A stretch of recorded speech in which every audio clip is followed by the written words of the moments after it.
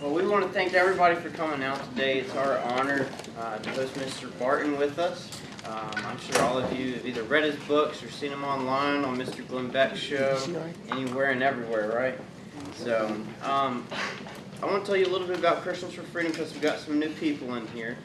Christians for Freedom was started because a couple of really great students came together and saw the need for the Bill of Rights to be the foundation for our love of liberty. And we said, we are the largest Christian university in the world. We have doctors, pilots, lawyers, businessmen and women, you name it, we have it. Why don't we have a club on campus that is the voice of religious liberty? You know, we are the largest Christian university in the world. And the Bill of Rights is our foundation because the First Amendment protects free speech, the freedom of religion, and so on and so forth. So, thank you again for all coming out today. Please sign up for our email list so we can keep you up to date on future events. Thank you for coming out. We're going to do 30 minutes of open forum. You can ask any question your heart desires. This is going to be a little bit more informal than some typical events, but it's going to be a great time for you to ask questions and get to know Mr. Barton better. After that, we're going to do a picture time. We're going to do pictures on this side of the room. Mr. Cody Bland is going to be doing that. We ask that you not to use your phones. We'll post all the photos on Facebook. Mr. Barton has to get out of here promptly at 4 o'clock to get back home and to his flight. So I want to introduce Marissa George, Vice President of Christians for Freedom.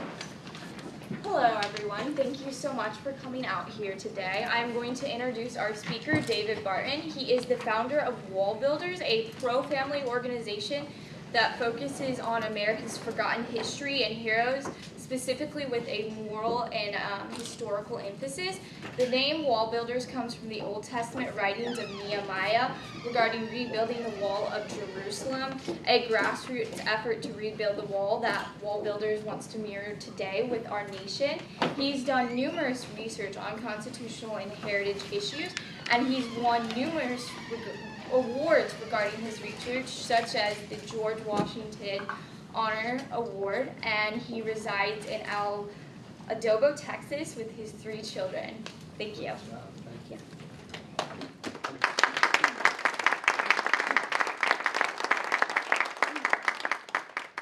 As we start off our forum, my first question for you is if you could tell us a little bit more about Wall Builders and what inspired you to start Wall Builders. Wall Builders, you mentioned, is out of Nehemiah.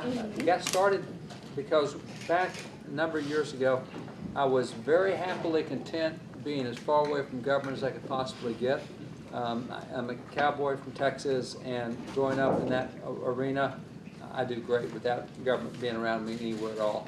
So that was what I did, but I ended up in D.C., and really, as I was going to D.C., I was supposed to meet with the congressman, which I wasn't particularly looking forward to. And before I went, I was praying about, is there anything I should say? And in Proverbs it says, if you commit your ways to the Lord, He'll establish your thoughts.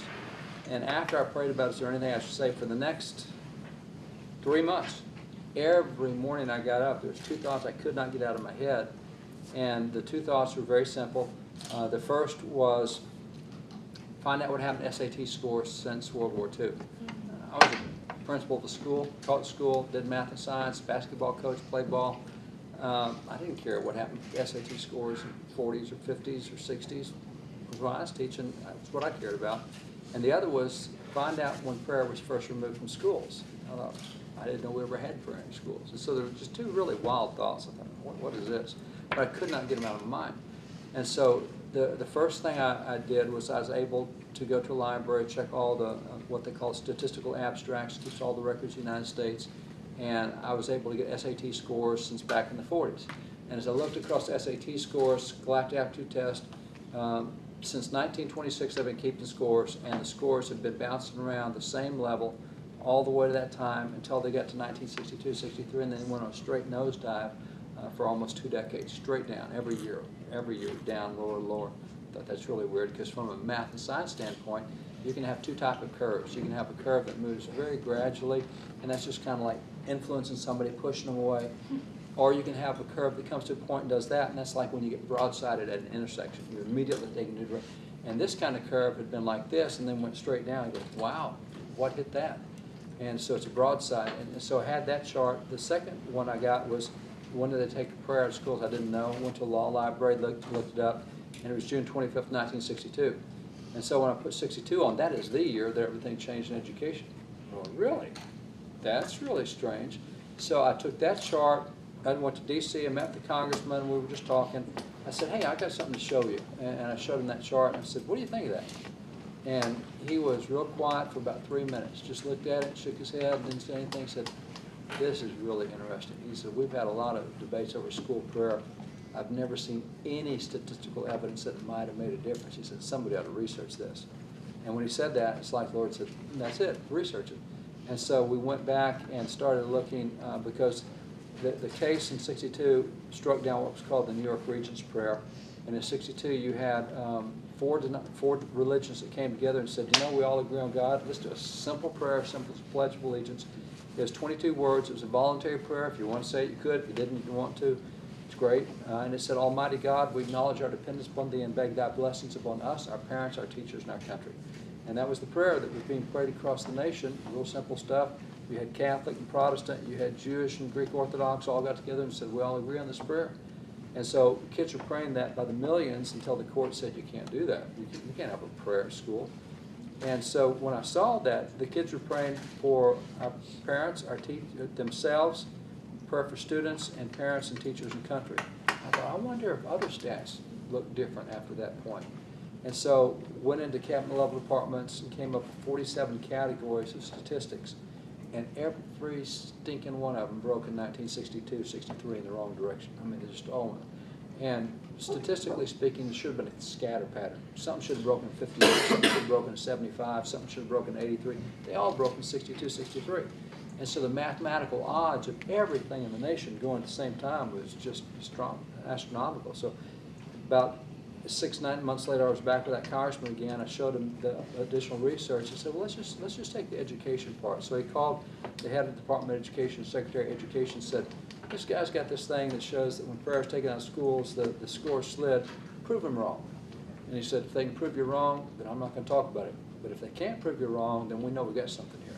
So it went into opposition research for the next 9 months, or I guess it was 3 months. And then I got a call back from the congressman and said, they came back and they said, you're totally wrong. That's not what changed it. What changed it was all the turmoil, unrest of the 60s, the Vietnam unrest, the campus riots. There was the desegregation stuff that created all this turmoil, and they went through all this stuff that created turmoil, and they said it's not that. And so I said, okay, I was wrong. But when I got it back, I looked at it and thought, no, wait a minute. This is an event-driven curve. And so what I did was I plotted out everything that we looked at, because in Sputnik Revolution 57, we totally did national curriculum. Then we get into war stuff in 68 with all the anti-war stuff and campus riots and everything, and went through everything, and everything was either where it was really flat or whether it was already going down. And so we got it, and I looked at everything, and they said, you know, the problem, the reason scores are going lower is classroom sizes have gotten larger, and they went through all these reasons. And so what I did was I went back and now I did double analyzation, and I looked to see were any of these other events possible, and what happened with classroom size, what happened with spending per pupil, and et cetera. And we found that actually at the time of the highest scores, the classroom size was 36 students. And at the time of the lowest scores, the classroom size was 22 students. So that didn't make any sense, because the classroom size has no effect. We got the lowest scores when we got the smallest kids. Then we looked at the per capita spending per teacher, adjusted it over inflation over time, and found that they were getting almost twice as much now with lower scores than they got with higher scores, so that didn't make any sense. So I took all that research and went back to the congressman and said, you know, you might have these guys look at it again. And so he said, this is interesting. So he said, you guys, make sure you get it right this time. So they came back and they said, you know, we can't disprove anything he said. We don't like it, don't agree with it, but nothing else works. He said, that's all I need to know. And so with that, they then got into a big debate. At that time, it was the presidential election of 1988, George Herbert Walker Bush versus Dukakis. And the big issue in that presidential debate became whether to return prayer to schools. And so as it turned out, we had all the statistical research. We had this 40-something categories. It was a huge part of the debate, and that was part of what went on in that race. And so after that was done, I thought I was done. I went back to being principal. But then as I looked at it, I was just, we continue to research Supreme Court cases where they took out biblical values to see if we can measure statistical differences in society. Is there another correlation? And so we're just looking at all the cases that, and every time the court took a position and said, oh, you can't do that, you can't teach absence education in schools, you can't have character education, that violates church and state. I mean, everything that they were doing, I kept thinking, yeah, can't do it, because of separation of church and state. And it just hit me one day. I was reading one of the cases, looking at what the court had said, and it's like the Holy Spirit said, you know, if the Founding Fathers didn't want this, which is what the court said, the founders didn't want this, then why didn't they stop it? You know, why wait 220 years for the court to stop what the founders didn't want? I thought, that's a really good question. And so I went to the law library, and I told the law library, I want to see cases decided by the U.S. Supreme Court starting in 1789. I want to see the first cases ever decided. And the law library looked at us and said, 1789? I said, yeah. And they said, well, we got them. And they went down to the basement, and they were in boxes that had not been opened in 100 years. So I'm the first one to look at those cases in 100 years. And so they pulled them out, and I started going through it. And, man, I kept finding that the founders dealt with the identical issues and had opposite positions. I'm going, now that's interesting, because I didn't even know history. The history I had, founders, my 6th grade history teacher told me that George Washington fathered 26 illegitimate children, giving new meaning to the phrase Washington slept here. So I had a bad view of history all the way through. And now I've seen these Supreme Court cases, and the 6 guys on the Supreme Court, 3 of them signed the Constitution, 2 of them ratified it, and 1 of them wrote the Federalist Papers. I think they know what the Constitution means, and they're giving exactly opposite decisions what the modern court was. So I started reading more cases, and I remember reading one case, and they ruled and said you had to keep the Bible in schools. They said, if you're going to be a government-funded school, you must teach the Bible. We're not going to fund a government school that won't teach the Bible. Well, really? 8-0 unanimous decision. And they said, of course, this is based on the writings of Judge Wilson. I'm going, who's Judge Wilson? I looked him up. He was a signer of the Constitution. He's the original Supreme Court justice. But if they said he's got writings, they must be out there. So I started looking for his writings, actually found the original writings. And then as he quoted, he says, well, based on what Judge Hopkinson said, and I said, who's Hopkinson? Looked him up. He's a signer of the Declaration, federal judge appointed by Washington. And so it turned into a rabbit trail. Out of the 250 guys we call Founding Fathers, I could probably name 3 or 4. You know, I could name Ben Franklin and Jefferson and Washington, Madison, and Adams, and that's about it. And so I started finding these founders quoting each other all over, and so they've got writings. So we started collecting. And so now as a result, we've got about 100,000 writings from before 1812. It's their original stuff. And so when we get into discussions about original intent, we can go pull the stuff out and look at it. And so we use a lot of that now. I speak about 600 times a year. And so if I go on a military base, I'll pull out original historical stuff. I was dealing with the #2 guy over the Army in Europe last night on a religious liberty issue that's going with the Army right now. Actually, a friend of mine was arguing a case before the courts yesterday on religious liberty for the Army, because they don't want the Army to have religious liberty. So we've got all these cases going, and we keep pulling out all these historical documents and saying, look, you said that we're not supposed to do that, but here's what they said. Here's the first order Washington gave to the Army. So I do business stuff, I do Army stuff, I do education, universities, churches, whatever. There's so much stinking history back there that whatever the field is that you're in, I can find stuff that relates to it. And so it's been really fun. So that's how I got started. I look at it a whole lot like Nehemiah, that when I realized how much the nation's changed in a short period of time, it's like Nehemiah said, let's rebuild, and everybody said, it's too far gone, you can't do that. And it's when everybody got involved in rebuilding their own part that it all went back together. It's like when you look at all the stuff in the nation, my gosh, I know Supreme Court justices, but I can't get them to rule different on merits. They're going to do what they want. I don't. This president won't let me call him, but I can't get him to like Israel. He doesn't like Israel. This is the way. And there's stuff I wish I could do, but he can't do. But that's not the deal. What happens is when you look at the national level, you get paralyzed. When you look at rebuilding the walls right around you, you can do stuff. And so what we're focused on now is helping churches understand that they need to elect school board people and mayors and city councils. Your voter turnout is 1.9% at a local election. We had a guy, and we had, with the transgender stuff going on, we had a woman who ran in Bentonville, Arkansas for school board. Bentonville's where Walmart's housed. They got 40,000 people in the town. She ran for school board because school board said, hey, let's do one bathroom and one locker room. Everybody in the same locker room. And, she said, no way. So she ran for, she got elected in Bentonville. The total number of votes that she received as a winning candidate was 35 votes out of town of 40,000. Riceville, Iowa, the guy was running, same reason, Riceville, Iowa. I'm not going to let this happen in our schools. So he runs, and he forgot to vote for himself that day. And it turned out not a single person voted the school board election. Had he voted for himself, he would have won the election. And so, I mean, when you get to the school boards, when you get to city councils and others, in most towns, they're a piece of cake. And so being able to rebuild each town and get values and morals and get stuff back in, and that becomes a farm team. Those people run for state rep, and then they'll run for Congress, and then you'll have better senators. You know, that's the way we go, is rebuilding like Nehemiah did, and so that's where we get the term wall builders, is everybody kind of rebuilding. So long answer to a short question, but that's kind of just historical background. Thank you. Does anyone have any questions? Okay, Bruce? A couple things about myself. Currently, I'm running for town council in Bedford. Also, what do you think about Ted Cruz picking Carly Fiorina as his running mate? Couple things with Carly. Just for disclosure, I'm running the super PAC for Ted Cruz, and so I've got a bias in this thing. But I also run a lot of political campaigns, and so I also am very objective in looking at things. So I know what Ted's weaknesses are, I know what his strengths are. Because of the way that things have gone, if it goes into a brokered convention, Ted probably has an 80-20 chance of winning. But to do that, he's going to have to win Indiana and probably have to win California. And so all the resources we have now are pointed at those two states. So after losing 5 states in New England, which was expected, the media narrative, the earned media becomes, oh, he lost 5 states. And the way you shift that is you say, hey, I'm announcing my vice president today. And then suddenly nobody's talking about losing 5 states. You're talking about, hey, he's looking forward down the road. So it gives a whole media narrative difference. Carly, we've been having her do a lot of events with Ted for a good while. She is passionate. She's a ball of fire.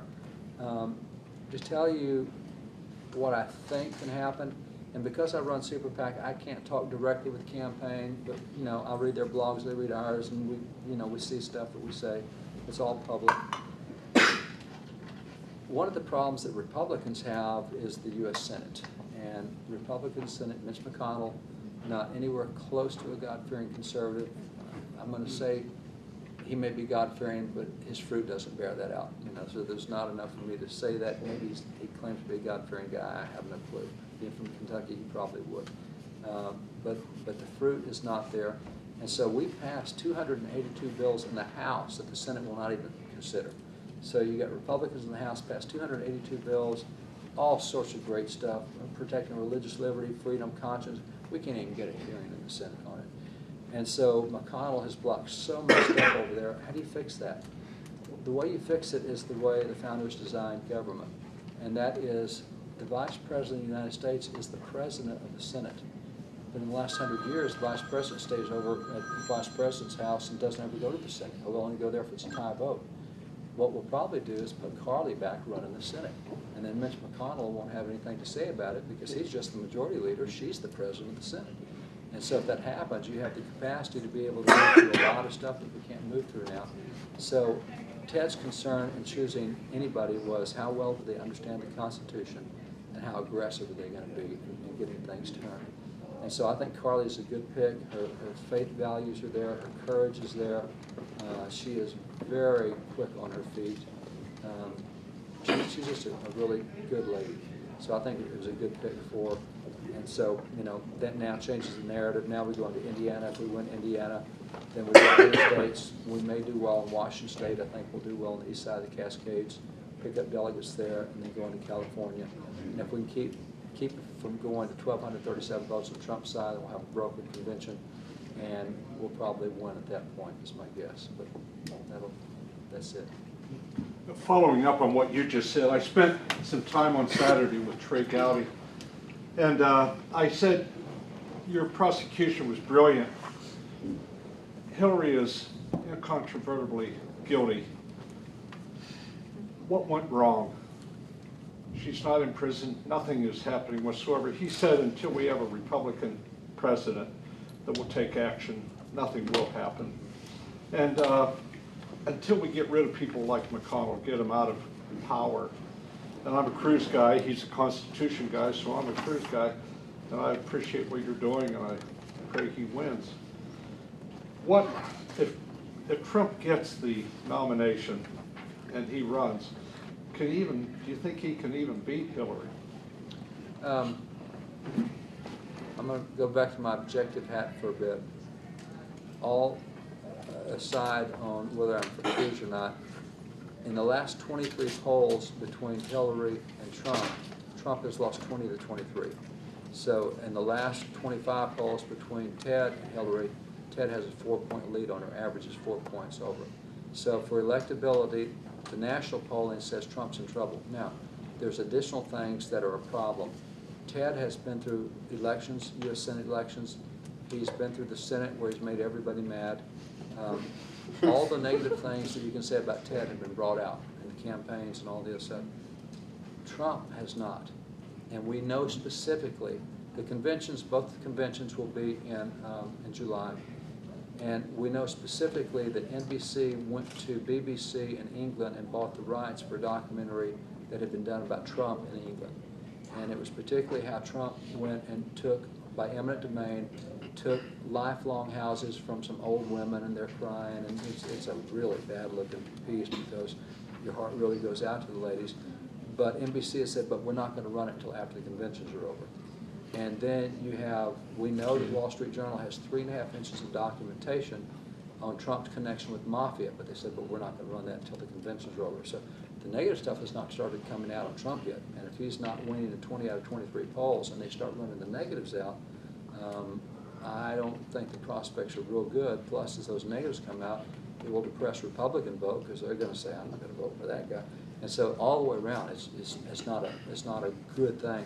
If I were the consultant sitting there in that presidential campaign, we always tell our candidates, if you've got stuff in the closet, you bring it out right now early so that people know it's out there.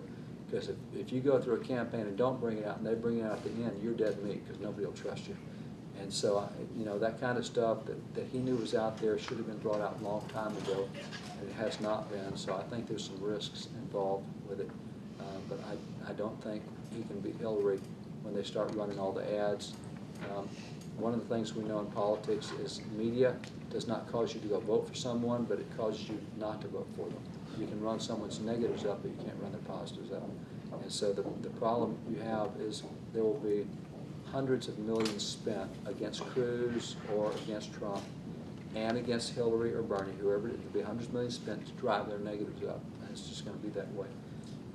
So Cruz, it's going to be hard to drive his negatives up. It's going to be hard to drive Hillary's up any higher because everybody knows everything about Hillary. Bernie, his stuff is out there.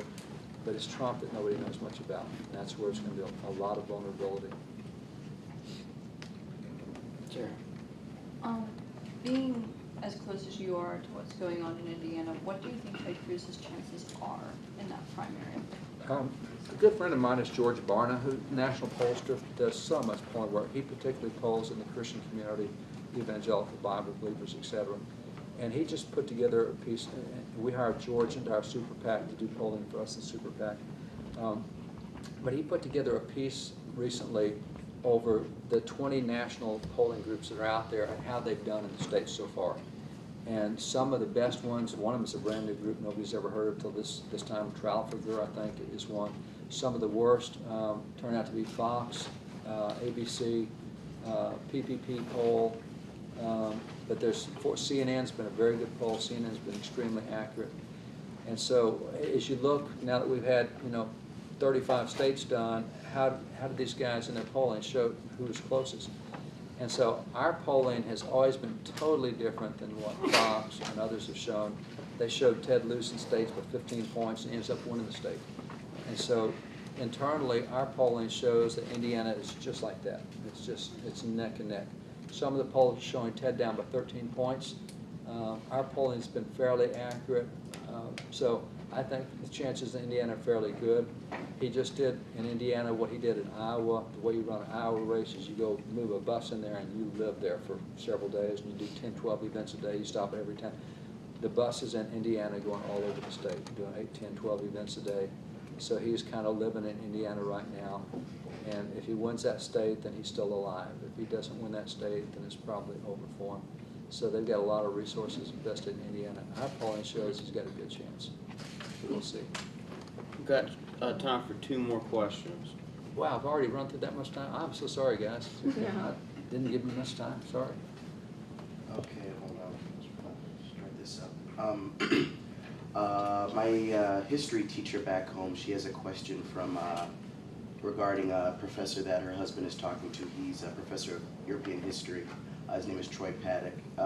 Questions are, how can you argue the non-deism of the founding fathers? He's often trying to talk about, what about Benjamin Franklin? What about Thomas Jefferson? How can you argue those? And how does a deist differ from back then to today? And if you're going to argue that, how can you do it concisely and effectively? Yeah, I can do it visually very easily.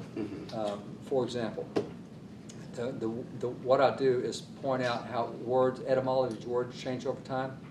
So 200 years ago, if I said Coke, you knew that was a form of coal. That's how you heat your house. 50 years ago, if I said Coke, you think drugs. Today, if I say Coke, you think a drink. And so the word Coke has got 3 meanings over time. I've got this book from 1848 that I love using, and it's a children's book for elementary school. It's called Death at the Toilet. That sounds like bathroom humor. Until you understand the word toilet is where you get the word toiletries. And it's a dressing table where you kept all your makeup and everything else. And so death at the toilet was death at the dressing table. There was a girl who was really arrogant and vain, and and so I say that's the difference. Now here's the difference. The dictionaries of their day for the word deist says someone who believes in the inspiration of Scripture, someone who believes in God, who believes in Jesus, but questions whether Jesus was divine. They don't doubt that Jesus existed. They don't doubt that he's even the Son of God. They just doubt whether he's divine. Okay, to deist today, if you look in the dictionary, it is a synonym. The synonyms for deist are atheist and agnostic. There's a huge difference between an atheist and someone who thinks Jesus is the Son of God, but maybe he's not divine. I mean, the difference between that is a world of difference. And so when you argue deism in the founding era, there's a few you could put there. You could argue Franklin, you could argue Jefferson, you could argue Henry Dearborn, you could argue Richard Lee, Charles Lee, but not much else. Now, atheist agnostic, 0. Thomas Paine's the closest, but Thomas Paine wrote the book Age of Reason because it was to combat the secularism of France. He wanted them to know there is a God. Well, that's not an atheist agnostic deist. And he attacked Christianity, but he was a huge theist. Thomas Paine actually went to France in 1789 and tore up their education system for not teaching creation science in the public schools of France. So Thomas Paine goes, how can you not believe there's a creator? He said, when you look at a statue, do you think it just came out of the ground? No, you know that there's a person who just carved the statue. He said, when you look at a watch, do you think it just, and he went through all this stuff, and he's tearing them up for being secular, and he's one of our least religious guys. He's anti-Christian, but he's not a deist. So that's part of the way that I go at it, is I just use a few definitions, and if I've got pictures, I open up that 1848 book and say, what do you think death at the toilet means? They'll answer. And the other thing I do on deist is the Bible the Pilgrims brought to America. We actually have one. It's called a Geneva Bible. You can buy the Geneva Bible in any Christian bookstore. It's the 1593 version they sell, or 1597 they sell today.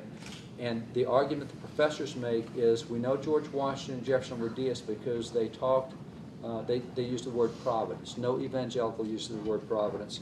And that's true, because in the King James Bible, the word providence appears once, it's 4 times in the Amplified, I think it's 3 in the NIV. And so they're all the time talking about providence, the Declaration of Independence, providence. Except you open the Geneva Bible, and the Geneva Bible uses the word providence 144 times. And so are you saying that the Pilgrims and the Geneva Bible, the Reformation guys, that Martin Luther and Calvin and Zwingli and Knox, they're all deists too? Because they use the word providence a whole lot. No, you're saying that words change over time. Back in their day, they never used John 3:16 as a verse. We use it, the only verse we know today. They had verses that they used back then that were popular. And so what happens is people judge then by where we are now, and that's disastrous. We have time for one more. I had the good fortune of seeing both of your talks this morning, so thank you for that. But I was hoping to address a point that you made in your second one about the Supreme Court and specifically activism on the court. And you seem to be talking and showing a lot of sources how the Founding Fathers were opposed to the court having broad veto powers over laws. And that seems to make sense to me. What I'm wondering is, what was your opinion or their opinion of, if that's the case and the court doesn't have veto power, how do you check the power of the legislature? And just something that I was wondering as you were talking, so I was hoping you could. Yeah, there's several ways to check the power of the legislature. One, there was actually several that they used, but it all goes back to the people. Every branch is back to people. And if people like today refuse to be involved, then you can't check anybody's power. Back then, your voter turnout averaged 100%. Everybody was engaged. When Daniel Webster ran for office in 1832, there were 5,000 adults in his district, and 5,000 adults voted in his district. And he got 4,990 votes, the other guy got 10, so I guess it's his family who voted for him. Everybody else for Daniel Webster. But there was such a conviction that you were involved. Today, the Constitution establishes that if you're 18 or over, you can vote. All we do is say register to vote, so we know you didn't vote 10 times. Just register. 67.1% of adults register to vote. So you're taking 67.1, so immediately 1/3 of the adults are not in there. 67.1 are. Every presidential election since 1980 averages 54% voter turnout. So what you're talking about is 54% of 67.1%, which, man, now we're down into 37, 38% of people vote in a presidential election, and it only takes half of that to win. So on average, 18% of Americans choose the President of the United States. 1 out of 6 Americans choose president since 1980. Now, when you go to off-year elections where we choose our governors and senators and others, it drops from 54% turnout to 39% turnout. So 39% is 67%. Now you're down at 26% voter turnout, and to win the elections, half of that, that's 13%. 1 out of 8 Americans chooses our governors, our reps, and so you can't check any branch when 5 out of 6 are not going to do anything. And so for them, the duty of involvement, I mean, they've got some strong word. I mean, John Adams, he saw it.